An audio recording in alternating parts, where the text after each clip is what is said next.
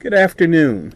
I'm DJ Wells of the Urban Health Program at the University of Illinois at Chicago, and this is Urban Health Hotline, where each week you can call in and have your questions answered about careers in healthcare, about educational opportunities that might be available at the University of Illinois at Chicago, and about any other pressing issues as far as education or health that might be concerning our community. Remember, this is a call-in show. It's your show. We encourage you to call in if you've got questions about anything that we're talking about. The number's there on your screen, 312-738-1060. The lines are open now, so call us at any time. I'm joined today by Dr. Deborah Umrani. Dr. Umrani is in charge of many of the pipeline programs at the University of Illinois at Chicago, and we'll talk a little bit about what that means. And we'll also be joined a little bit later by a couple of students that have gone through some of those pipeline programs. Dr. Umrani, thank you for being with us today. Well, thank you for having me. Let's start by talking about the early outreach program, because that's the students that you've brought are from the early outreach program. What kind of things do young people do before they get to college that kind of gets them ready for college? Well, we run a pre-college accelerated program for students to help them to do well in their classes at their schools, and also to help them to do well on standardized tests, and to expose them to careers in the health professions, so that when students make a decision that they want to be a dentist or a pharmacist, they've had some hands-on experience working and doing the training and meeting people who are actually involved in those careers. Now, one of the things that we do is with early outreach, we actually begin working with students as early as kindergarten. Wow. And we actually have some pre-kindergarten students that we work with. And the goal of those science programs are to really help the students learn to love science and to feel as if they can conquer the world in any of the STEM arenas. You know, I've seen some of your students, and I think they can conquer the world. Mm-hmm. Right. They're very well prepared. They love science. They love learning new things. And it really opens them up to all kinds of possibilities. We do know that at kindergarten you can't hold a student to their desire to be a doctor, but we know that at least if they have, if they're really proficient in science and they love science, they can go into any career because they'll have the critical thinking skills and the problem-solving abilities to do well in any area. One of the other things that we work with the students on is really talking to them about the vast amount of careers they can go into that have a health professions focus. Right. So even if someone wants to go into architecture, they could design things like hospitals or homes or nursing homes. If they want to do, if they love writing, they could write articles for a health focused newspaper or journal. So there are all kinds of things that students could do. If they want to go into law, they could work at a law firm that's associated with, say, the American Hospital Association or American Medical Association. So there are really no areas that a student could be interested in and not be able to have a health science focus for that. Very good. You know, I'm really impressed with what you do with the young people, with the very young people, and how effective. How effective do you find the things that you do with those young people in terms of moving them forward and getting them ready? Can you really be effective? Or another way of asking this question is, are we doing a disservice if we're not working with the students at that young of an age? We actually would be doing a disservice, because one of the things that happens is in an educational institution, they only have so many hours a day. Right. And they have structures and certain things that they have to cover. And often they spend so much time thinking about the tests that the kids have to pass or the requirements that they have within the institution, the educational institution, that they're not able to actually give the students the kinds of things that they need that will expand their minds and expand, their outlook on life. Right. So with what we do, we're able to take those students, teach them that, number one, science is really fun. That math is really fun, that, you can think about being an engineer, you can think about technology, you can do all of those things, and you can be successful because there are other people who have done it, and you can be the next great inventor or problem solver in this world. So in taking the students and exposing them to the health sciences and to a really rigorous science curriculum, they come out really prepared to do well the next year in school. And the proof of the pudding is that when students come, we've had students who've come in who've been classified with IEPs, and they said they were that they really had educational problems being able to advance, and they've come into the program, and because of the problem-based learning focus of it, they've been able to do well. They've been able to raise their scores. We moved students from IEPs to being able to score in the 90th percentile on exams. Right. So nothing boosts a student's self-esteem like them being able to do well in school. I have yet to find a student who really feels good about getting an F in a class. They really, when they get an A, when they get a grade that really is a good grade, it makes them feel good. And you can move students from the low end and also at the high end. We've had students who've come in, I've had parents say, my child always scored in the 90th percentile, but being in your program, now my kid's scoring in the 99th percentile. Right. So you can move students no matter where they are in the spectrum in terms of their abilities to do bigger and better things, and to be able to love science and to be able to be, contributing members of this society eventually. That's wonderful. A reminder to our viewers, we're only going to have Dr. Imrani here with us for another few minutes because we're going to have an opportunity to meet a couple of her students in the latter half of the show. So if you've got questions for Dr. Imrani about things that you can be doing with your students, help that you can be getting for your students to make sure that they're doing outstanding things, and maybe perhaps exploring careers in healthcare, be sure to give us a call. The number there is on your screen, 312-738-1060. Now, Dr. Imrani, I introduced you as in charge of our pipeline programs, and that's kind of a buzzword in education these days. What exactly does that mean? A pipeline means that you have a road or a trajectory that you want students to move along to a particular goal. And for us at the Urban Health Program, it's to get more students of color into careers in the health professions, and that's medicine, pharmacy, dentistry, applied health sciences, the School of Public Health, and also nursing. So we work with all of those, and even social work.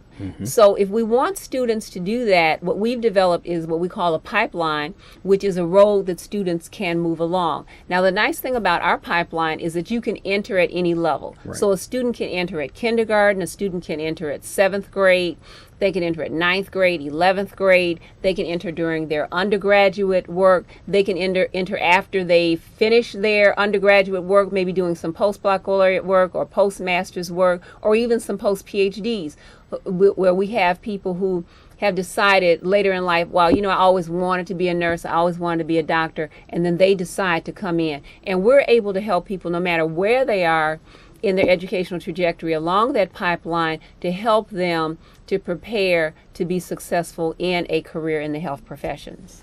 And of course, you mentioned that there are several entry points, and I know that you're also involved with some work that we do with our undergraduate students here on campus. And we had a chance a few weeks ago to speak with Tari Strickland, who is involved with that, and she's also hosted a few of these shows. But tell us a little bit about what you do with the undergraduate students now that you've got them through, you've prepared them so greatly as early outreach students. Now they're here as undergraduates. What can we do with them as undergraduates to make sure that they are successful when they want to apply to med school or dentistry school? Well, one of the challenges that students have is the students will come to college and they've done well in high school, and then they get to college and they find out that it really is a different world. Yes. And you'll have many students who will have said, I always wanted to be a doctor, I always wanted to be a pharmacist, and then they get to college and they don't recognize that there's a whole different skill set in terms of studying, in terms of learning how to choose your courses, in terms of developing a support system for you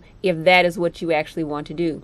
And what we like to call it is the UHP advantage, that when students come to UIC and they have a goal of becoming a health professional in any of those areas, that we are there to support them by advising them. We found out that some of the most questionable kinds of advice that healthcare trajectory students end up getting if they're pre-health, that they often get bad advice. And what we're able to do is to show a student that if that is your goal, these are the things that you need to do to stay on course. Right. We offer a course now at UIC. It's called the it's a health disparities course, and also pathways to health careers in the health professions. And in that course, we talk to students about health disparities, so they get to understand, what they are and why there is a need for individuals of color, Right. Gaining degrees and working in the health professions. So through that course, we're able to work with the students, teach them about what's going on. They get to meet other professionals. One of the other things that we do with the urban health programs, we provide students with opportunities to do research, Yes. to work with health professionals who are really interested also in increasing the number of folk of color, in the health professions. We had one of our students, she wants to be a midwife, and this summer we hooked her up with one of our OB-GYN faculty who's doing research on low birth weights in African American women. And I'm telling you, it was such an eye-opening, exciting experience for her to be working with someone who's already doing what she wants to do, and to be able to be on the research end of it. So we provide those kind of opportunities. We're looking at having a film series. We're looking into having a book club, so that the students can really get involved and have experiences that will keep them on track Right. to be a health professional, and to have someone there letting them know that we are your support system. We are here because your success is our success, and that we are committed to you getting to where it is you need to go.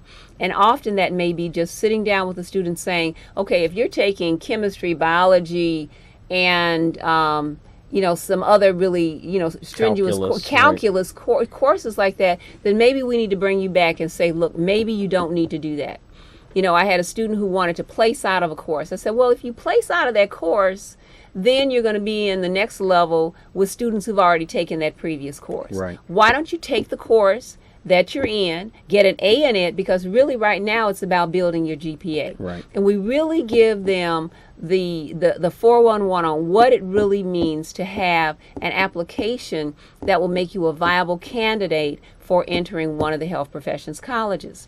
So we have the connections, we have everything, and it really is an advantage to our students to come through the program, and to they get in. Right. This past year, I'm going to say 100% of the students that we work with actually got into the colleges. So the Outstanding. work that we're doing is helping students fulfill their dreams. If they've always wanted to do it, their families are proud.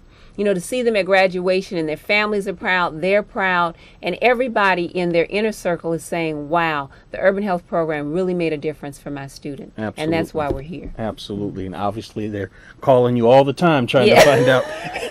What's the next step, right?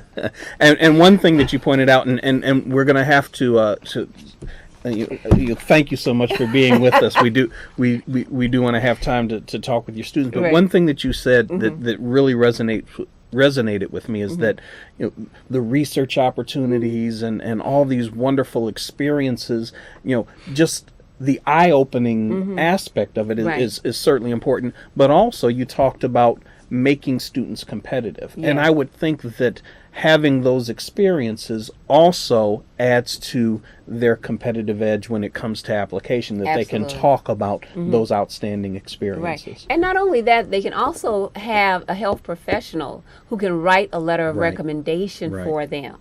Because it's one thing to say you want to be, a medical doctor, and you've never worked with a medical doctor. Right. You've never done anything. And we've had, instances before where someone got into medical school first year and said, this is not what I want to do. But when students come through and they've had repeat experiences, they've been able to work in a hospital, they've been able to see what it's like in the different areas, they've been able to work in a clinic, and many of the members of our Community Advisory Council have provided research opportunities and other kind of clinical experiences for our students. So there really is an advantage to being a part of the urban health program. Thank you so much for being with us today, Dr. You're quite Imrani. welcome. And what we're going to do now is ask one of Dr. Imrani's students to join us up on the set.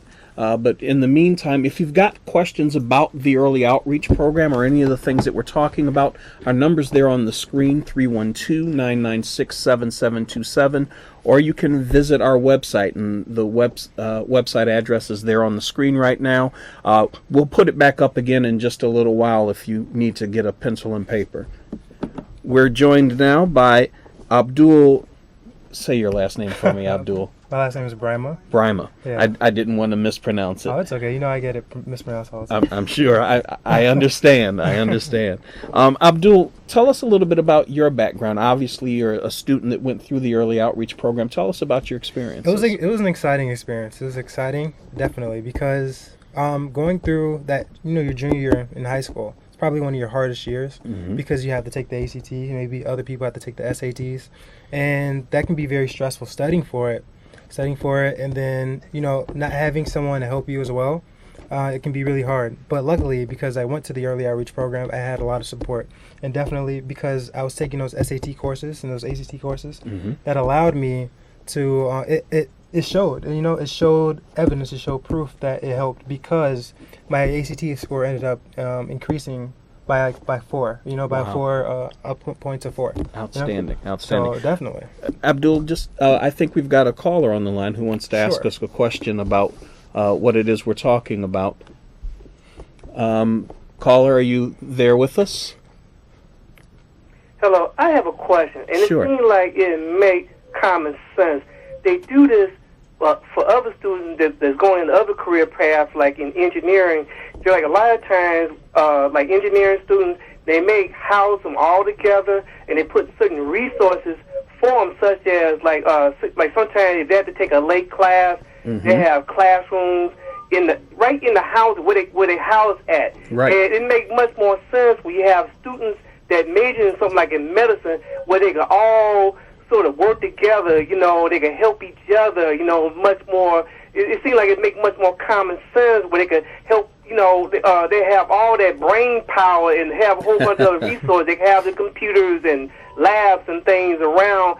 It seems like they shouldn't, if we want to have some of the best doctors, why don't we put certain resources up front and make things much more convenient for them? I just wonder why they don't do that. Well, I would thank you for your call, and you made some excellent points there, and let me say that the Urban Health Program actually does do a lot of that. We have a residential floor where students who are interested in the health professions can live together. Sure. And Abdul, I know you're a student here at UIC now, or you're going to be a student here at UIC. Yeah.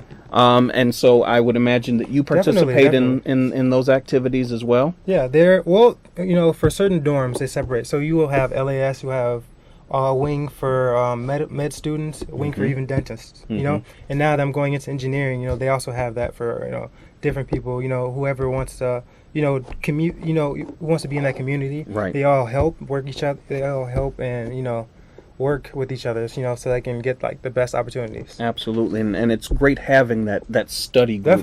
Definitely. Your peers are right there with you. Yeah. Well, Abdul, you're doing great stuff, and we're really excited that you were able to share just a little bit about your experiences with the Urban Health Program. And once again, in case you're interested in information about the Urban Health Program, and certainly about the early outreach program and the wonderful opportunities that are there for you to get ready for college. Visit us there on the website. That's uic.edu/departments, DEPTS/UHealth.